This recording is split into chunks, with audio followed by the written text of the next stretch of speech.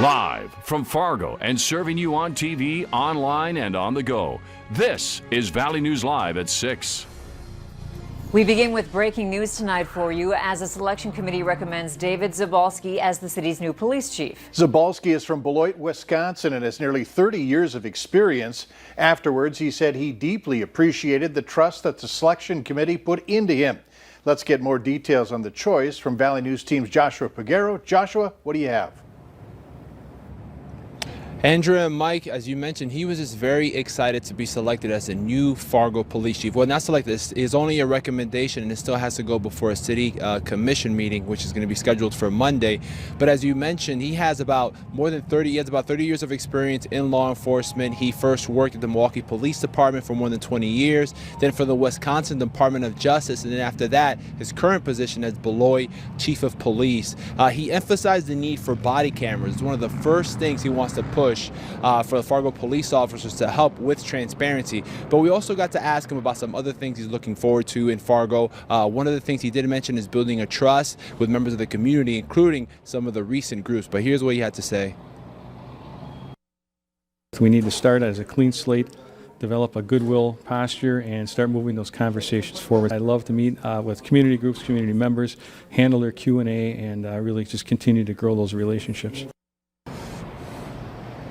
So again, as I mentioned at the top of this live report, he still has to go before a city commission. His position, he still has to be approved. That's going to happen on Monday. And after he's selected, he's going to put in his 30-day resignation at his current job as chief. He's going to be making between $150,000 to $165,000. But again, he's just very happy to be the new presumed Fargo police chief. Reporting live in Fargo, Joshua Pagero, Valley News Live.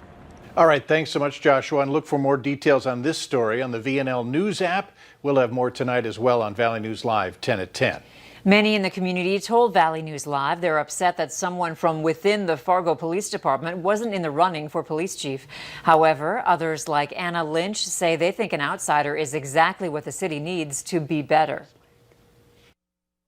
You know, their brain's not just stuck in the same rut that they've always been because they don't have that we've always done it this way mindset. Questions and comments from the public were not taken at today's Fargo Police Chief interviews, but Lynch says on top of bettering relationships with minorities in the community, she thinks mental health help needs to be on top of the list for the new police chief.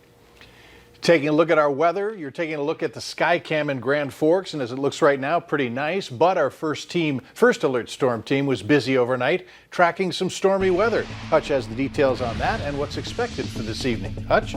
Yeah, some more thunderstorms during the overnight hours causing wind damage, as we saw in the reports. 80-mile-per-hour gusts in the Kittson County area. Those storms are long gone, and boy, once they exhausted, they did leave behind an outflow that was, well, grounding the plane activities of David in the Cummings area. See that roll cloud behind the yellow plane there? Here's another shot of it. Thanks, David, for uploading your shot of those clouds as they work their way in to the area. For us, we're quiet now heading into the evening, and it's really warmed up out to the west. We have a few sprinkles in Wadena County where it's 79 degrees, but look at that, 96 in Bismarck once again.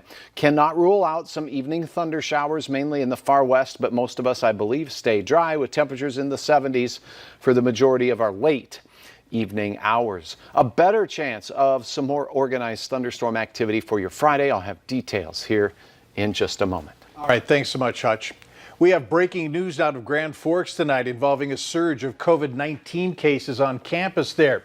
All total, UND has 71 active reported cases, including students who have tested positive and remain in their hometowns.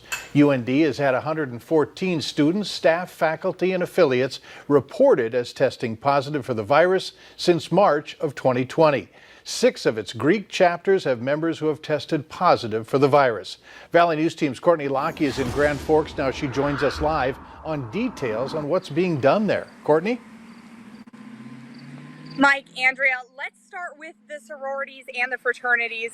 Now, we have 7 total cases, UND reporting this around 2 o'clock today, of people living in those houses that have tested positive for the virus. Now, that means that everybody in those houses is going to have to quarantine and follow CDC guidelines. This is why the president says that it is so important that they are testing aggressively so they can identify those cases, isolate them, and identify their close contacts as well. I've been walking around talking with students, getting some reaction. We'll have much more on that tonight on Valley News Live at 10. Reporting live in Grand Forks, Courtney Lockheed, Valley News Live. All right, thanks, Courtney. The announcement comes on the heels of UND Athletics pausing voluntary workouts and training activities after 29 student athletes tested positive for the virus last week. All right, let's take a look at the COVID-19 numbers in our area. In Minnesota, the Department of Health is reporting another 698 confirmed cases of COVID-19, along with 7 new deaths linked to the illness. 1,745 deaths have been attributed to the disease. In North Dakota, there are 274 new cases in the state. The death toll in North Dakota is at 130. New for you tonight. Now at 6 o'clock, we now know the name of the man that died in a lawn mowing accident in rural Holly earlier this week. Authorities say 35-year-old Brandon Posh was found lying in a ditch with the lawnmower on top of him Tuesday afternoon. We have new information tonight on a story we first brought to you last week. The improper disposal of a cigarette is the cause of a house fire that happened last Wednesday in the 1600 block of 38th Street in Grand Forks. You can see the damage that cigarette left behind on your screen right now. Fire safety tips can be found on our website, valleynewslive.com. One man is in jail, another in a Fargo hospital with serious injuries following what could be a hit and run. It happened yesterday afternoon at Orton's Y-Mart in rural Walker, Minnesota, where a man was run over by a car. Deputies found the vehicle believed to be involved and arrested 48-year-old Merrill Cloud on numerous charges. Alcohol is believed to be a factor in this case. Deputies have not released the name of the man hit by the car, but we do know that he's a 60-year-old man from Walker. 2 people are in jail today after someone called police saying they heard screaming followed by gunshots late last night. It happened just after 10 in the 1200 block of 8th Avenue Southeast in Jamestown. The caller told police she heard a woman screaming that she was going to kill someone and also heard gunshots. Police arrested the 2 people they believe are involved. 33-year-old Jeremy Mark was arrested for suspicion of aggravated domestic assault. 32-year-old Crystal Berglund was arrested for suspicion of terrorizing. Police in Detroit Lakes are addressing what they are calling unnecessary concern and alarm in the community. They say a post on Facebook claims that a man took a picture up a girl's skirt at Walmart yesterday. Investigators tried, but they have been unsuccessful reaching out to the person who made the post. Police also say there's no record or no evidence to support the claims. A Detroit Lakes man is in jail following a child pornography investigation. Investigators got several tips and a search warrant for a Becker County home yesterday. 31-year-old Alexander Coyne was arrested for possessing pornographic work involving minors, and the investigation is ongoing. Officials say this case is not related to the Facebook post that we just mentioned.